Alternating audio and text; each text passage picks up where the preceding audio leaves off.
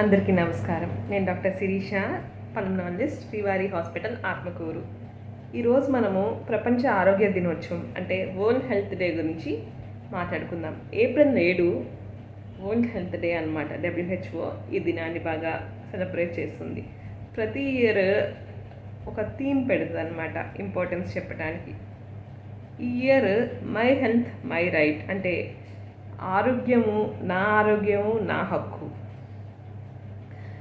దీని ఉద్దేశం ఏంటంటే ప్రతి ఒక్కరికి మంచి ఆరోగ్యం, ఎసెన్షియల్ హెల్త్ కేర్ సర్వీసెస్ అనేవి ప్రతి ఒక్కరికి కల్పించడమే దీని ఉద్దేశం.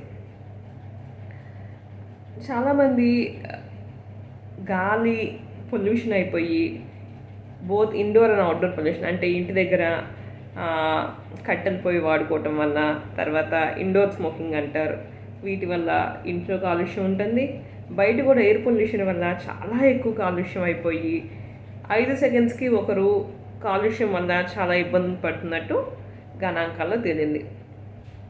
అందుకనే ప్రతి ఒక్కరికి ఎసెన్షియల్ హెల్త్ కేర్ సర్వీసెస్ అంటే మంచి వైద్యము, మెరుగైన వైద్యము, తర్వాత మంచి గాలి, సేఫ్ డ్రింకింగ్ వాటర్, మంచి తాగునీరు, కలుషితం లేని తాగునీరు, తర్వాత హెల్త్ గురించి ఇన్ఫర్మేషన్, ఎడ్యుకేషన్ ఇవన్నీ ఇవ్వాలని చెప్పేసి ఈ ఇయర్ థీమ్. Thank you.